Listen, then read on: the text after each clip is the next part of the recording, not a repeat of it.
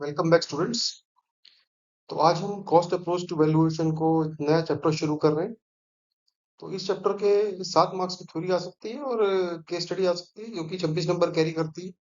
Normally 8 number की इसमें से या 10 नंबर की केस स्टडी आती है। तो हम इसमें पहले 2 सेशन में थ्योरी कवर करेंगे। उसके बाद हम 9 एग्जाम्पल्स कवर करेंगे, जिसको दो दो पार्ट्स में कवर करेंगे। पहले थोड़े से इजी एग्जाम्पल देखेंगे और उसके बाद फिर थोड़ा डिफिकल्ट एग्जाम्पल्स देखेंगे। और फिर उसके बाद हम 3 केस स्टडीज करेंगे, जो कि थोड़ा सा 2 केस स्टडीज बिल्कुल सिमिलर रहेंगी, लेकिन एक छोटा सा वर्ड का डिफरेंस रहेगा। लेकिन उसकी वजह से पूरा केस स्टडी या कॉन्सेप्ट बदल जाएगा। तो जैसा कि हमेशा हम बात करते हैं कि हम कॉन्सेप्ट पे फोकस करते हैं केस स्टडीज के ऊपर, ना कि नंबर ऑफ एग्जांपल्स और नंबर ऑफ केस स्टडीज पे फोकस करते हैं। तो ऑब्जेक्टिव रहता है कि आपको सारे कॉन्सेप्ट्स क्लियर हो जाएं, ताकि कोई भी तरह की केस स्टडी आ जाए तो आप उसको इजीली सॉल्व कर सकें। तो हम केस स्टडी को वर्ड से भी, पहले कैलकुलेटर से भी सॉल्व करेंगे और बाद में प्रयास करेंगे एक्सेल शीट से भी, एक्सेल शीट की हेल्प से भी जो जो एग्जांपल थोड़े से कॉम्प्लिकेटेड है उनको, और केस स्टडीज को एक्सेल से भी सॉल्व करें। तो मेरी हमेशा गुजारिश रहती है कि आपने अगर इससे पहले के सेशन जो हमने कवर किए हैं, वैल्यूएशन, रियल एस्टेट वैल्यूएशन, और उसके बाद हमने सेकंड नंबर पे इनकम अप्रोच किया था, थर्ड नंबर पे अपने मार्केट अप्रोच किया था, और उसके बाद हम रेकमेंड करते हैं कॉस्ट अप्रोच कीजिए। तो आप इसी ऑर्डर में पढ़ाई कीजिए, तभी आपका ये एग्जाम पास होगा। अगर आप जंप कर रहे हैं कॉस्ट अप्रोच पे बिना पिछले सेशंस को कवर किए हुए, तो आज का सेशन आपको समझ में नहीं आएगा। तो अपना समय खराब मत कीजिए, पिछला सेशन जो है उसको पहले पढ़िए और फिर आगे बढ़िए। देखिए, पूरा सिलेबस है।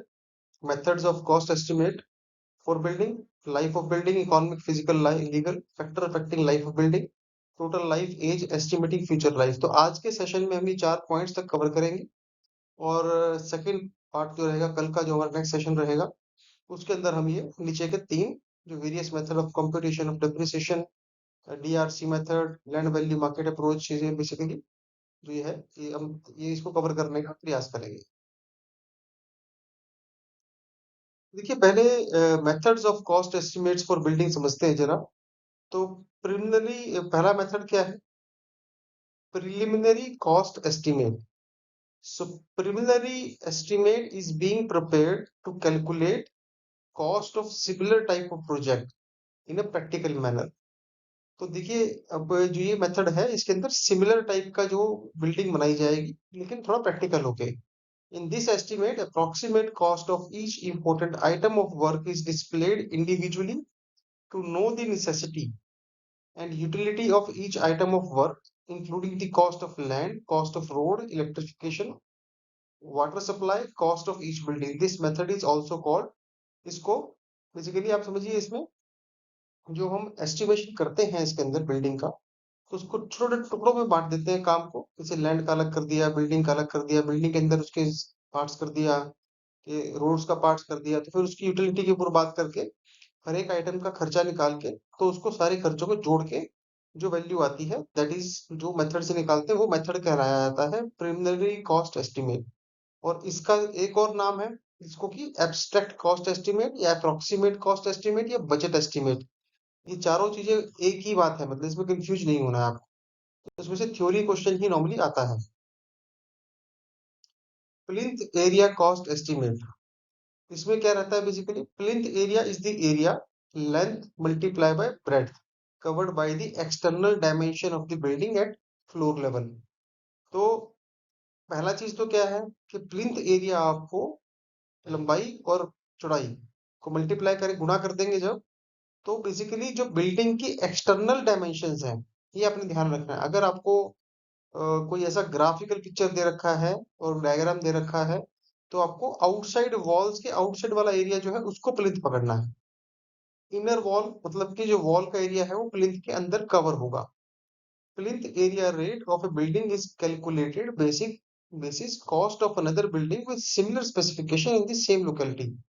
तो देखिए, यहाँ पर जो कीवर्ड्स है, cost of another building with similar specification same locality, similar specification होनी चाहिए और लोकेलिटी भी सेम होनी चाहिए। ठीक है। और इसमें आपने ध्यान रखना है, open areas, courtyard etcetera are not included in the plinth area.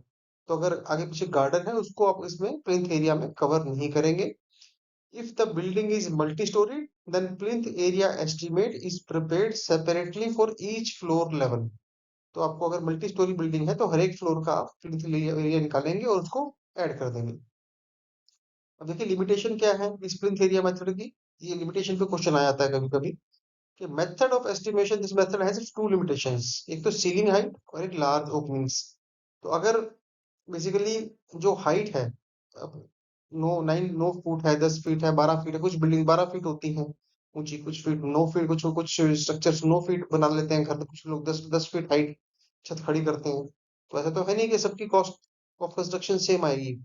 तो ये हाइट का जो हाइट है बिल्डिंग की, जो छत की ऊंचाई है जमीन से, उसको फैक्टर को इग्नोर करती है। तो इसकी वजह से अगर दो बिल्डिंग्स जो कि सिमिलर है, सब कुछ सेम है, लेकिन एक बिल्डिंग की हाइट 9 फीट ऊंची है और दूसरे घर की हाइट 12 फीट ऊंची है, तो एक्चुअली दोनों की कॉस्ट में डिफरेंस आएगा। लेकिन ये इस मेथड के हिसाब से दोनों की कॉस्ट सेम आएगी क्योंकि ये हाइट को इग्नोर करता है। तो ये एक लिमिटेशन है इस मेथड की।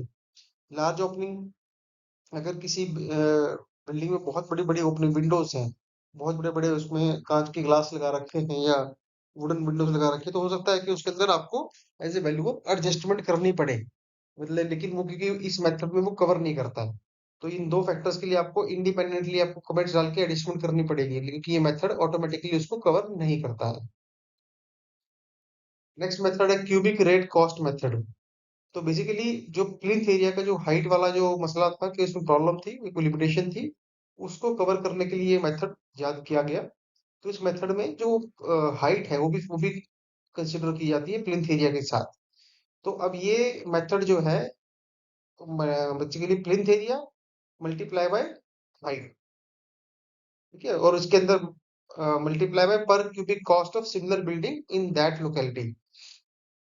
तो बेसिकली उस बिल्डिंग का वॉल्यूम निकाल लेते हैं। प्रिंस एरिया ग्राउंड फ्लोर का एरिया हो गया जो कि एक्सटर्नल वॉल्स का एरिया है, उसको हाइट से मल्टीप्लाई करके तो वॉल्यूम निकल गया। और पर cubic cost of similar building in same location in that location, तो उसको मल्टीप्लाई करेंगे तो आपको क्यूबिक रेट कॉस्ट एस्टिमेट से उसकी वैल्यू प्रॉपर्टी की निकल आएगी।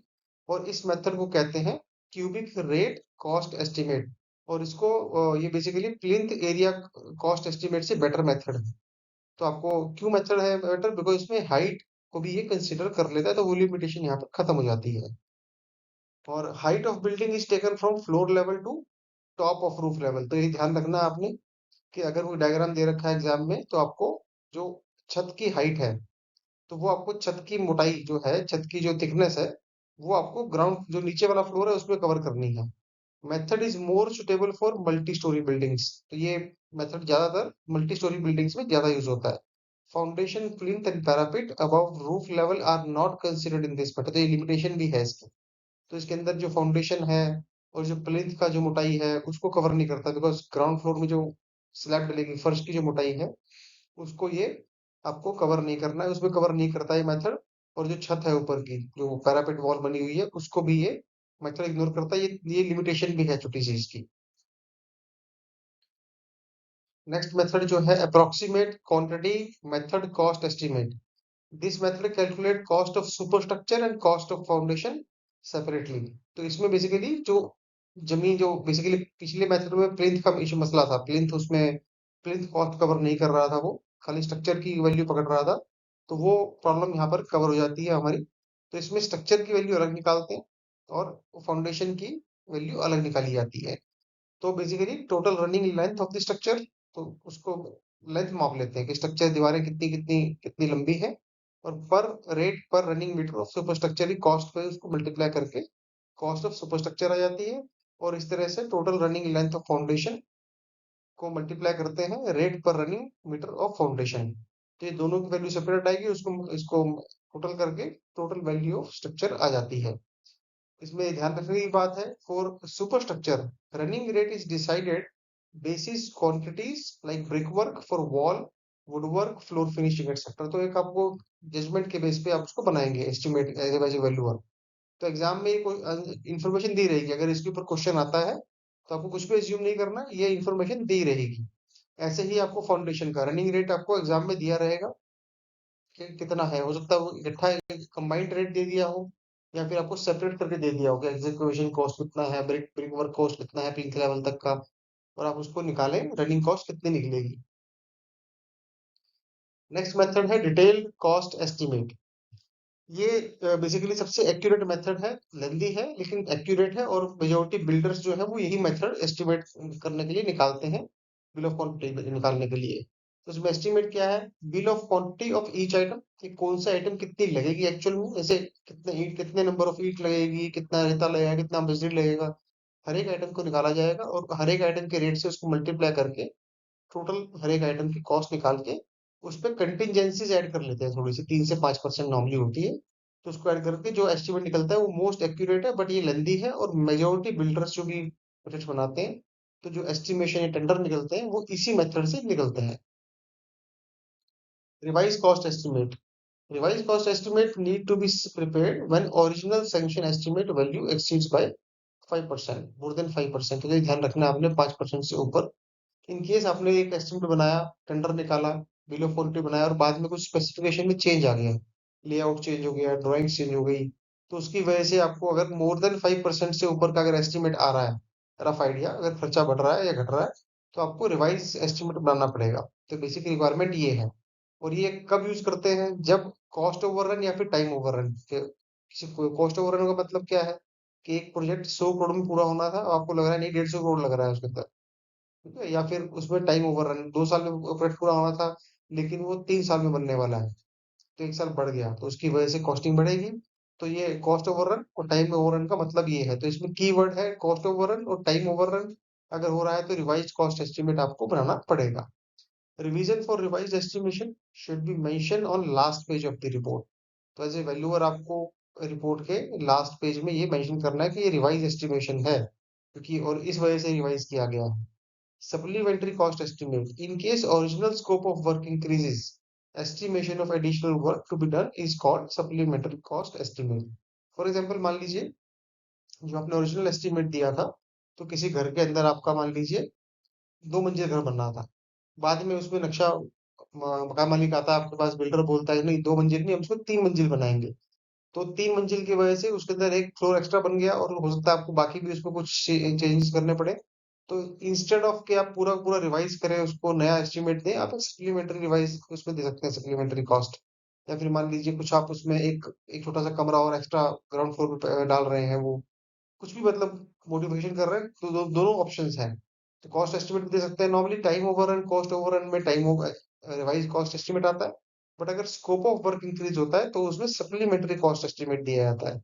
तो आपने ये ध्यान रखना है कि कीवर्ड इसमें ये है कि कॉस्ट ओवररन, टाइम ओवररन में रिवाइज कॉस्ट एस्टिमेट आएगा कीवर्ड। और अगर वो स्कोप ऑफ वर्क इंक्रीज हो रहा है तो आपको रिवाइज कॉस्ट एस्टिमेट नहीं क्लिक करना है, आपने टिक इस पे मारना है, सप्लीमेंट्री कॉस्ट एस्टिमेट। ये थोड़ा सा कंफ्यूजिंग है, स्टूडेंट्स कंफ्यूज करते हैं और एक नंबर यहाँ पे गवा देते हैं। Annual repair cost estimate. It is an estimate of annual cost to be incurred to keep the structure in safe condition. तो बेसिकली मोटा मोटा एक बिल्डिंग को मेंटेनेंस की कॉस्ट पड़ती है, तो रिपेयर है, पेंटिंग है, व्हाइट वॉशिंग है, कोई कांच की रिपेयर करनी है, तो उसका 1 साल का खर्चा कितना आएगा, तो एज ए वैल्यूअर आपको वो भी निकालना पड़ सकता है। तो उसको जो आप एस्टिमेट बना के देंगे वो कहलाता है एनुअल रिपेयर कॉस्ट एस्टिमेट। देखिए, बात करते हैं हम लोग लाइफ ऑफ बिल्डिंग के बारे में। तो इसमें इकोनॉमिक लाइफ और फिजिकल लाइफ, दो तरह की लाइफ रहती है उसमें। तो इकोनॉमिक लाइफ बेसिकली है जो कि एक प्रॉपर्टी का एक्चुअल सर्विस लाइफ है, बेसिकली बिल्डिंग का it is called actual service life of the building. और इसको प्लान्ड लाइफ भी कहते हैं, या फिर इनकम यील्ड लाइफ। तो आपने कंफ्यूज नहीं होना। कभी कभी एग्जाम के अंदर आपको आपकी नॉलेज और कॉन्सेप्ट को टेस्ट करने के लिए examiner in interchangeably economic life, planned life और इनकम यील्डिंग लाइफ यूज करेगा। तो आपने कंफ्यूज नहीं होना, all three are economic life, और ये एक्चुअल सर्विस लाइफ है बिल्डिंग की। बेसिकली आप समझिए कि economic life of RCC frame building is normally considered as 75 years। तो ये आपको प्रैक्टिकलिटी से लिखा हिसाब से लिखा हुआ है कि अगर आप एज ए वैल्यूअर जा रहे हैं कहीं पे प्रॉपर्टी का वैल्यूएशन, तो आप सेफली 75 years का रफली नॉर्मली ये कंसिडर कर सकते हैं, अनटिल अनलेस उसमें कोई मेजर डिटोरेशन है या कोई स्पेशल टेक्नोलॉजी यूज कर रखी हो, जब जस्टिफाई कर सकते हैं लॉन्गर पीरियड ड्यूरेशन या फिर shorter period of duration. Otherwise 75 is good, but exam perspective से आपको कहीं पर भी एजम्पशन नहीं लेनी है, और ये एजम्पशन सारी आपको एग्जाम में दिए रहेंगी।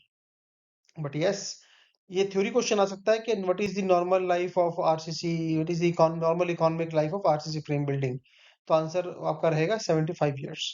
well maintained building have more economic life than negligently maintained building. तो अब जब आप विजिट करेंगे फिजिकल साइट पे, तो आप देखेंगे प्रॉपर्टी का मेंटेनेंस कैसा है, उसके हिसाब से आप जजमेंट कर सकते हैं।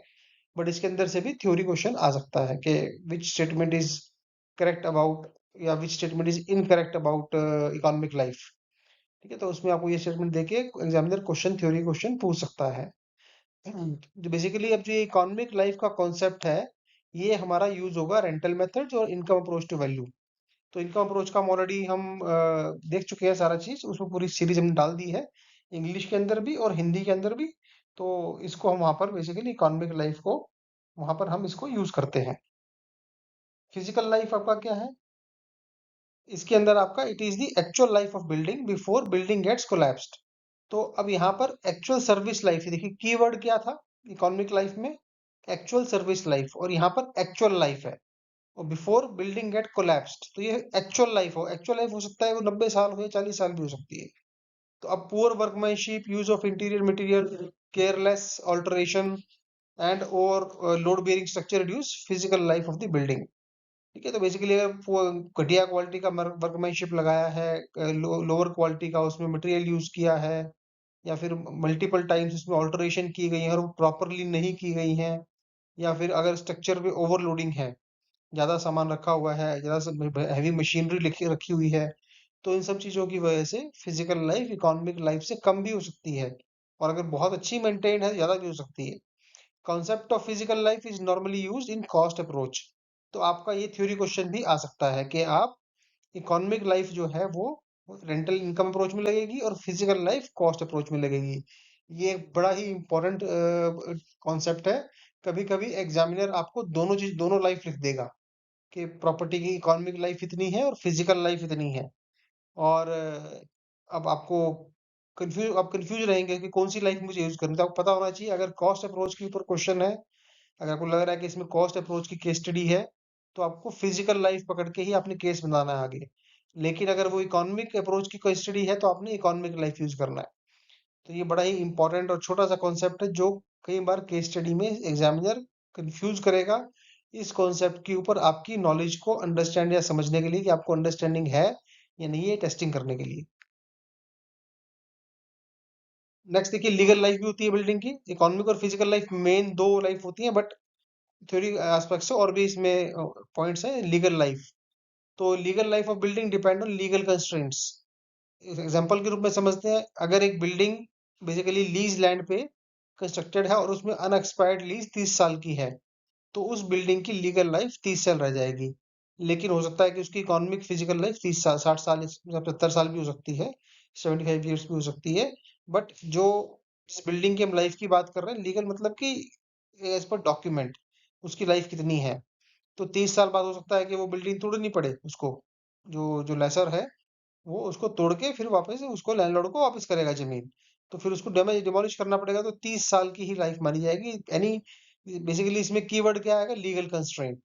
तो आपने थ्योरी एस्पेक्ट से इसको लीगल कंस्ट्रेंट के एंगल से समझना है। नॉर्मली इसका इस कॉन्सेप्ट की एप्लीकेशन आपकी एग्जाम्पल केस स्टडी में नहीं होती है, इसमें थ्योरी रखती है। बट हो सकता है कि आपको इसके अंदर कभी कभी आपका ये किसी केस स्टडी में एप्लीकेशन हो जाए, बहुत रेयर चांसेस है। Life due to obsolescence. Obsolescence life is the life of building by which the building becomes obsolete due to changes in lifestyle of the society। तो इसका बेसिकली सबसे best example क्या है कि इसे चॉल्स हैं। तो पुराने जमाने में बॉम्बे के अंदर बड़ी प्रचलित थी चॉल्स, और उसमें कॉमन टॉयलेट हुआ करता था बेसिकली। तो लेकिन अब लोग सेपरेट टॉयलेट पसंद करते हैं और कॉमन टॉयलेट में जाना नहीं पसंद करते हैं। तो इसलिए वो बिल्डिंगें हैं, लेकिन उनमें कोई रहना पसंद नहीं कर रहा है। तो इसलिए उनकी यूटिलिटी है वो ऑब्सोलेंस होगी। इसलिए अगर कोई ऐसा फैक्टर है जिसकी वजह से किसी बिल्डिंग की लाइफ या उसकी यूटिलिटी खत्म हो जाती है और वो किसी काम की नहीं रहे, just because of change in lifestyle of the society. तो पहले लोग कॉमन वॉशरूम में जाने में कंफर्टेबल थे, लेकिन अब कंफर्टेबल नहीं है। अनदर एग्जांपल, जैसे कि मान लीजिए पुराने जमाने में लोग सीढ़ी चढ़ना पसंद करते थे, तो 6 मंजिल, 8 मंजिल, 10 मंजिल भी बिल्डिंग बना लिया करते थे लोग। लेकिन आज की डेट में लोग पसंद नहीं करते कि साहब हम 10 मंजिल सीढ़ी चढ़े। तो आप देखेंगे कि पुराने जमाने में 7 8 8 मंजिल तक मिनी बिल्डिंग कुछ कुछ मिल जाती थी बिना लिफ्ट के। बट अगर आज की डेट में जाएंगे तो आपको मेजोरिटी नई बिल्डिंग जो बनती हैं, उसमें इवन कि अगर वो तीसरा चौथा फ्लोर है तो भी लोग लिफ्ट लगाते हैं उसमें, ताकि उसमें यूटिलिटी बढ़े और लोग उसको पसंद करते हैं। वो चेंज इन लाइफस्टाइल है।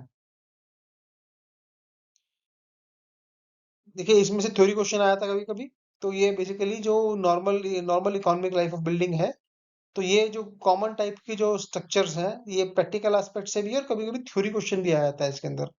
कि मोन्यूमेंटल बिल्डिंग अगर आपको दे रखी है तो उसका, जब आप साइट पे जाएंगे तो आप 100 साल उसकी लाइफ पकड़ सकते हैं, इकोनॉमिक लाइफ, जो आपको इनकम अप्रोच में यूज करनी है। आरसीसी फ्रेम स्ट्रक्चर की 75 साल, लोड बेयरिंग की 55 साल। लोड बेयरिंग की कम रहती है आरसीसी से, ध्यान रखना आपने। सेमी परमानेंट स्ट्रक्चर की 30 साल, प्योरली टेम्पोररी स्ट्रक्चर की 5 साल। तो ये तो हो गया प्रैक्टिकल। और थ्योरी क्वेश्चन भी आपका कभी कभी इस क्वेश्चन से आ जाता है। तो आप ऐसा मत समझिए कि इसमें से लोड बेयरिंग है तो हो सकता है 50 या 55 दोनों आ जाएं एग्जाम के अंदर। तो आपने ध्यान रखना है कि 50-55 की रेंज में आएगा ये लगभग। तो अगर कोई क्वेश्चन उस रेंज में आ रहा है तो उसको टिक मारिए। ठीक है। और आरसीसी फ्रेम पे अगर आ रहा है तो मोस्ट लाइकली 75 ही आपको इसमें आएगा एग्जाम के अंदर। तो 75 डाल सकते हैं। और मोन्यूमेंटल में आपको है वो 100 या 100 से ऊपर कोई बिल्डिंग का रेट आ रहा है अगर 125 150, तो वो भी डाल दीजिए आप। टेम्पोररी, प्योरली टेम्पोररी स्ट्रक्चर जो है उसमें 5 साल, और सेमी परमानेंट स्ट्रक्चर 25 से 30 साल। तो एग्जाम पर्सपेक्टिव से आपको ये फिगर्स याद रखनी है। अब देखिए, कुछ फैक्टर समझते हैं जो कि लाइफ को, बिल्डिंग की लाइफ को अफेक्ट करते हैं। तो ये प्रैक्टिकल एस्पेक्ट से भी हमें हेल्प करेंगे एज ए वैल्यूअर। जब साइट पे जाएंगे तो कौन कौन से फैक्टर्स हैं जिसकी वजह से प्रॉपर्टी की लाइफ बढ़ सकती है या घट सकती है। ये हमने आपको एवरेज लाइफ बताई है, बट ये कुछ फैक्टर आपको अफेक्ट भी कर सकते हैं।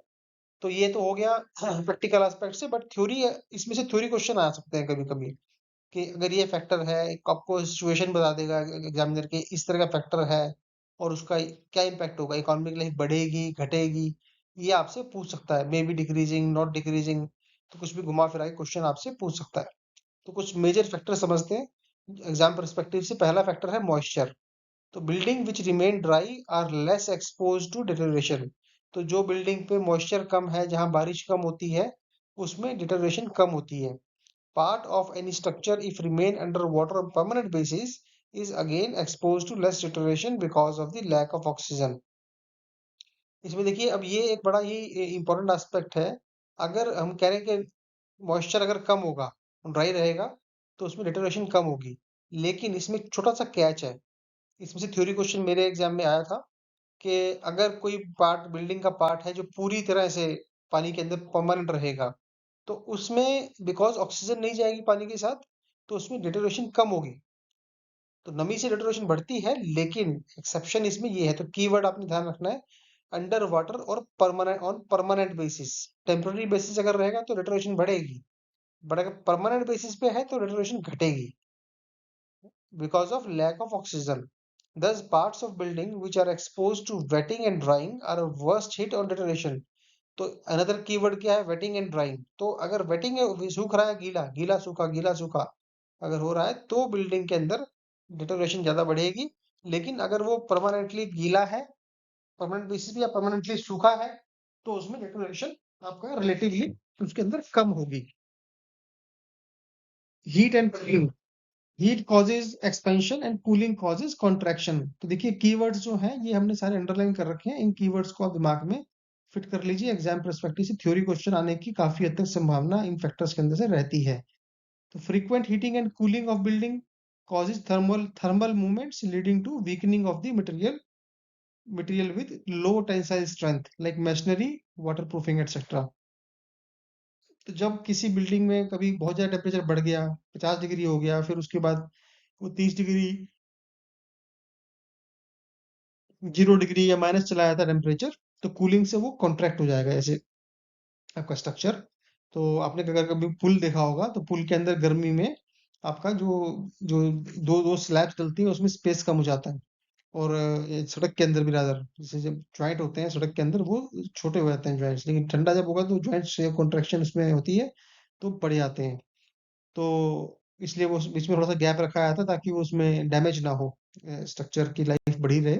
इसलिए वो बीच में थोड़ा सा गैप रखा गया था स्लैब्स के बीच में।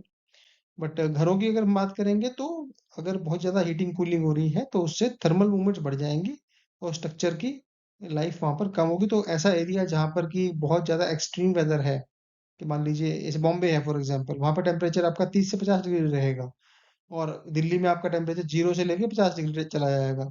तो वियर एंड टियर की बात करें तो दिल्ली में ज़्यादा होगा as compare to Bombay, just because of one factor. Other factor भी हो सकते हैं, वो जो हम बातें कर रहे हैं मॉइस्चर, एसिड रेन, वो फैक्टर अलग से इफेक्ट करेंगे, लेकिन अगर हम इस फैक्टर की बात करें तो जहाँ पर टेम्परेचर की वेरिएशन ज़्यादा है वहाँ पर ज़्यादा डिटोरेशन होगा।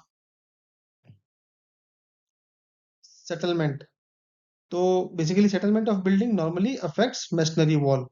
तो इसमें आप इतना याद रखिए कि सेटलमेंट आपको जो जो कई बार दीवारें बैठ जाती हैं, बेसिकली दीवारें बैठना होता है, मिट्टी में दब गया वो, तो वो भी एक इफेक्ट आपको जब फिजिकली आपको जाना है साइट पे चेक करना है कि सेटलमेंट तो नहीं है वहाँ पे।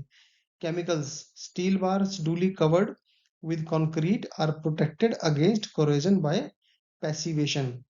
तो ये आपने कीवर्ड ध्यान रखना है, passivation of the steel surface due to high alkalinity of the concrete.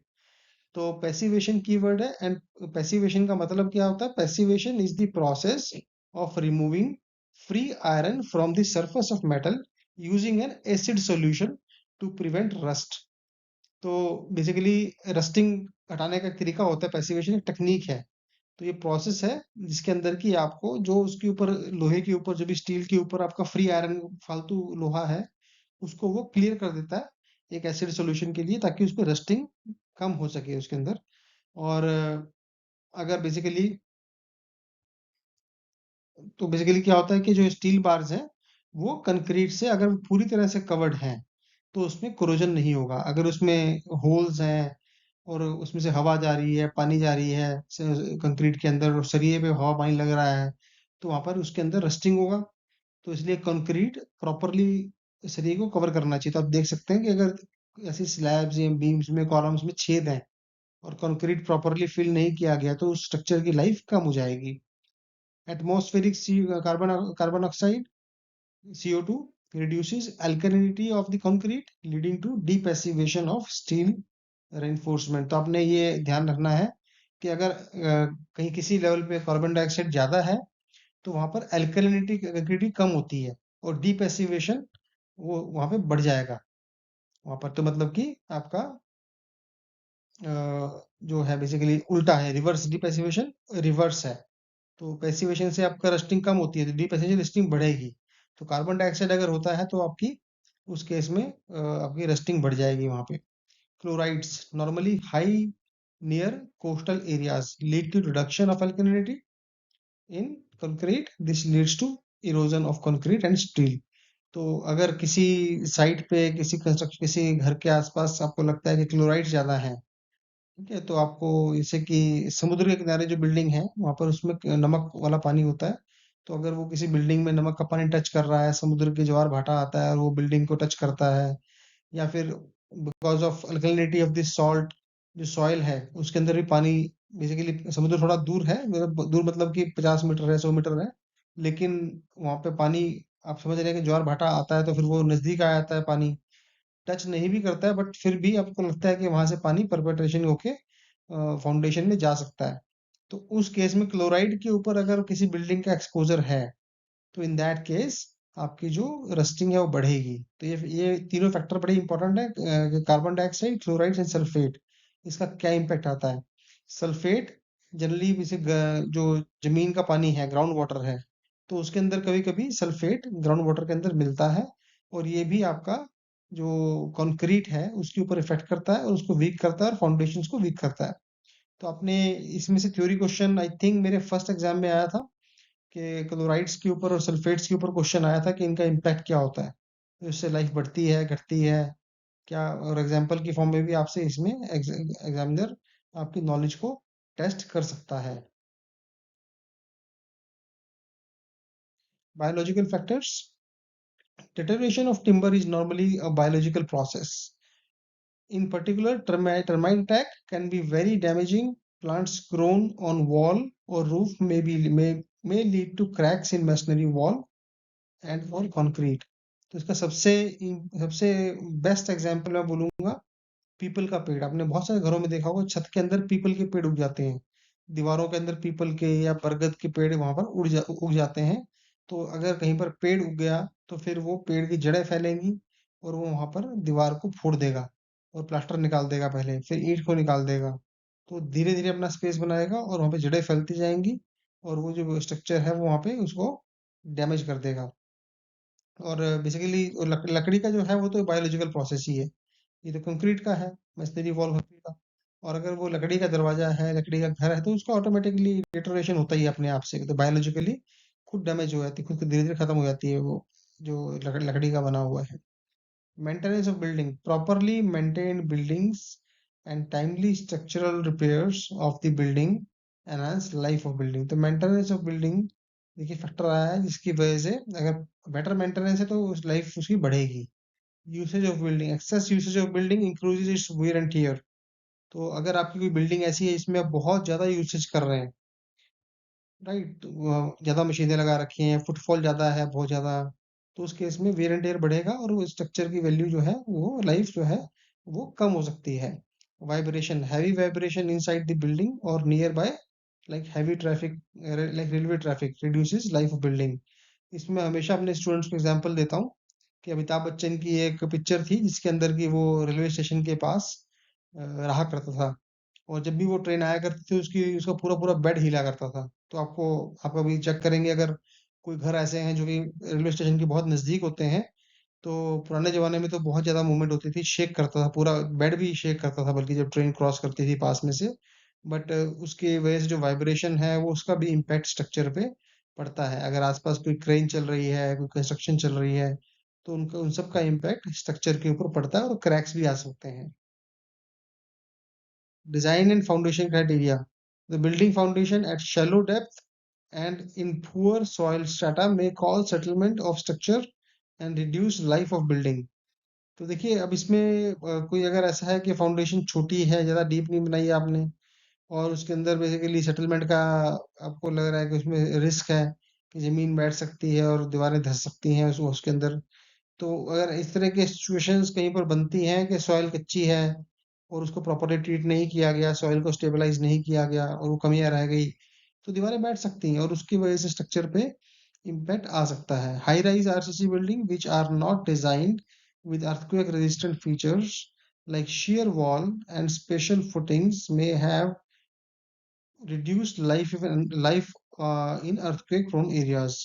तो अब ऐसे स्ट्रक्चर है, आरसीसी बिल्डिंग है, स्पेशली जो हाई राइज बिल्डिंग्स हैं, जो हाई राइज आरसीसी बिल्डिंग है, मल्टी स्टोरी जो फ्लैट्स बनते हैं, अपार्टमेंट बनते हैं, तो उनको अगर प्रॉपरली अर्थक्वेक रेजिस्टेंस के हिसाब से डिजाइन नहीं किया गया, तो फिर उसमें जो शेयर वॉल है, स्पेशल फाउंडेशन है, वो सब बेसिकली उसके अंदर अगर वो नहीं किया, जैसे कि शेयर वॉल और उसमें स्पेशल स्पेशल फुटिंग नहीं लगाई अगर उसके अंदर, तो उससे जो स्ट्रक्चर की लाइफ है वो काफी कम हो सकती है just because of earthquake prone areas.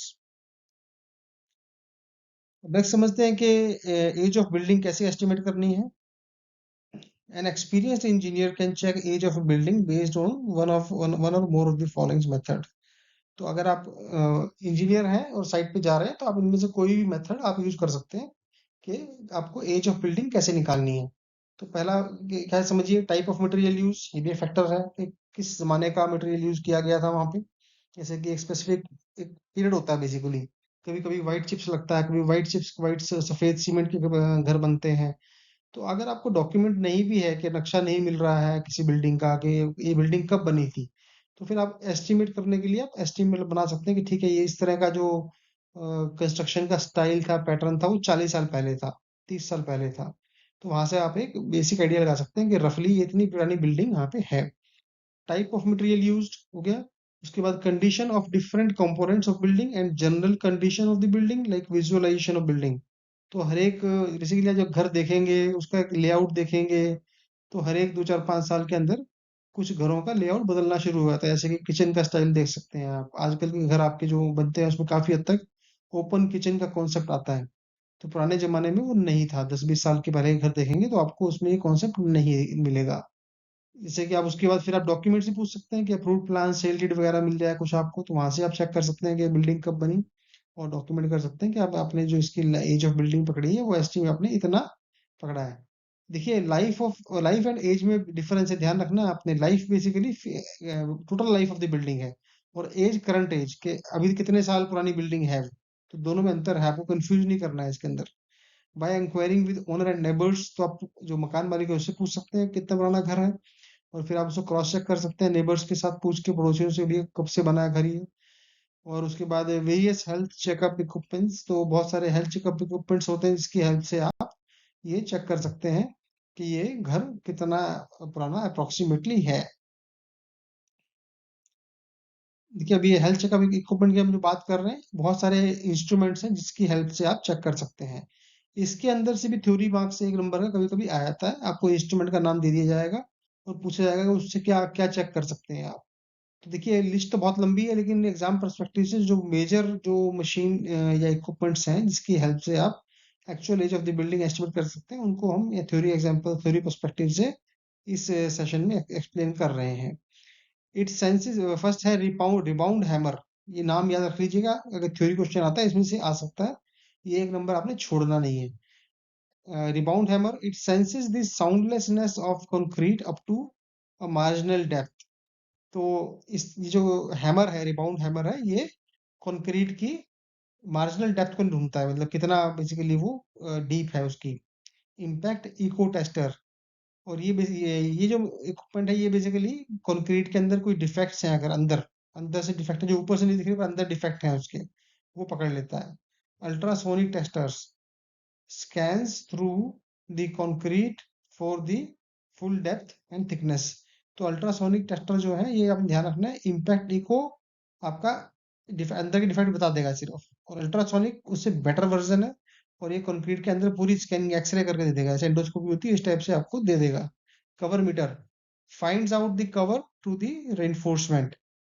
Basically जो सरिया रखता है कंक्रीट के अंदर, उसके ऊपर जो सीमेंट की जो रेनफोर्समेंट है उसको ये आइडेंटिफाई करता है, और उसके ऊपर अपना परफॉर्मेंस जो उसमें बना के उसके अंदर रिपोर्ट बना के उसके हिसाब से ये सीएस करता है क्या करना है। प्रोफोमीटर, ये भी इंपॉर्टेंट वो है आपका parameter machine equipment. It establishes configuration and quantum of interior reinforcement. तो ये जो प्रोफोरमीटर है, ये आपका जो इंटीरियर अंदर की जो सरिया लगा हुआ है उसकी कॉन्फ़िगरेशन और क्वांटम कितना मात्रा में लगा है, कैसे उसका पैटर्न बना है, वो निकाल के ये आपको एस्टिमेट दे देता है। Rebar photography display their interior reinforcement steel bar skeleton. तो बेसिकली ये समझिए आप इसके अंदर रीबार फोटोग्राफर, तो जो सरिया अंदर, बार मतलब सरिया, सरिया का अंदर के पूरा ये पिक्चर बना लेता है कितना सरिया लगा है, और उसमें अंदर के सरिये की पूरा स्केलेटन किस फॉर्म में लगा है पूरी वो फोटो खींच के समझा देगा उसके अंदर। Endoscopic device, it is use to examine voids in the concrete. तो ये आपको जो अंदर के छेद हैं होल्स है कंक्रीट में, उसको ये उसकी स्टडी करके दे देता है। Thermographic device, it is use to locate and possible defects in a new building. तो अगर कोई नई बिल्डिंग है तो उसमें आपने थर्मोग्राफिक डिवाइस यूज करना है, और उसके अंदर वो डिफेक्ट निकाल देगा। क्रैक मेजरमेंट डिवाइस, ये आपका मेजर करता है सरफेस क्रैक्स को। तो ये अंदर ही क्रैक नहीं करेगा, ये सर ऊपर की क्रैक कर पकड़ेगा। परमानेंट परमियाबिलिटी टेस्टर, ये आपका वाटर पेनिट्रेशन कंक्रीट में कितना ये ले सकता है, मतलब पानी सोखने की क्षमता। वाटर पेनिट्रेशन मतलब कि पानी सोखने की क्षमता क्या है कंक्रीट की, उसके बेसिस पे ये स्टडी करता है। थिकनेस गाज, it measures the thickness from the surface. तो इस सरफेस से लेकर कंक्रीट तक की थिकनेस, पूरी जो आपकी थिकनेस है वो पकड़ेगा उसके अंदर। Leak Sikar, it locates source of leakage. अगर कहीं पे लीकेज है किसी प्रॉपर्टी के अंदर, तो ये पकड़ लेगा उसको।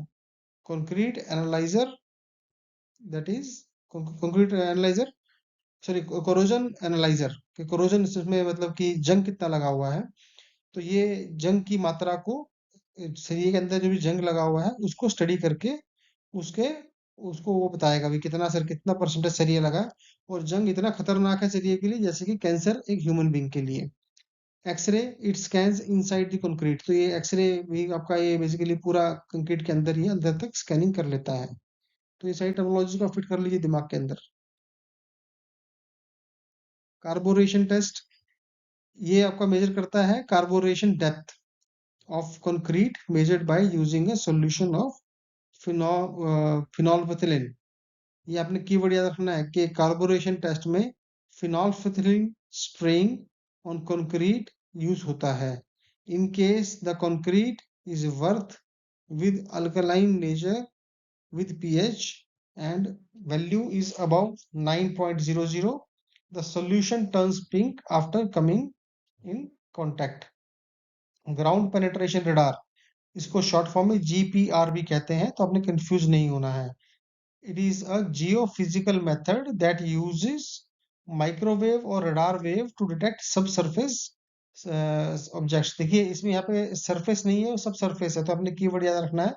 ग्राउंड पेनिट्रेशन के अंदर आपका सब सरफेस, जो सरफेस के नीचे वाला एरिया है, ऊपर का सरफेस के अंदर जो एरिया है, उसको ये स्टडी करेगा और उसके हेल्प से आपको एज ऑफ द बिल्डिंग बता देगा।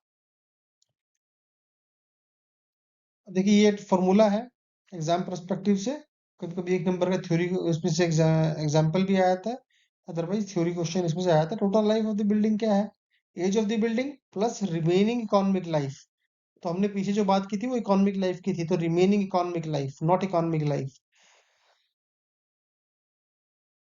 और रिमेनिंग इकोनॉमिक लाइफ क्या है? Lower of remaining physical life और रिमेनिंग इकोनॉमिक लाइफ। तो अब ये आपने ध्यान रखना है कि रिमेनिंग लाइफ कितनी होगी जो इकोनॉमिक और फिजिकल में दोनों में से कम है। तो आपने ये भी ध्यान रखना है, इसी का इनकम अप्रोच में लोअर ऑफ टू पकड़ना है आपने। Thank you very much for watching first session. आज अपने पहला सेशन देखा कॉस्ट अप्रोच का। तो अगर आपको अच्छा लगा हो तो प्लीज लाइक कीजिए, और चैनल को अगर अभी तक सब्सक्राइब नहीं किया तो सब्सक्राइब कर लीजिए। और अगर आपको कोई हेल्प चाहिए तो आप हमें ibbicracker@hotmail.com पे ईमेल कर सकते हैं। और हमने अपना व्हाट्सएप चैनल भी चला, व्हाट्सएप कॉन्टैक्ट लिस्ट भी अपडेट कर ली है। अगर आपका कुछ भी क्वेरी है तो आप, हमने जो कंपनी का नया व्हाट्सएप चालू किया है उसके अंदर आप, व्हाट्सएप नंबर है 8901072900। मैं रिपीट कर रहा हूँ, 8901072900 पे आप व्हाट्सएप क्वेरी डाल सकते हैं, और हम प्रयास करेंगे आपको उस पर संपर्क करें और आपको सॉल्यूशन दें। धन्यवाद, मिलते हैं जल्दी नेक्स्ट सेशन के अंदर। Thank you.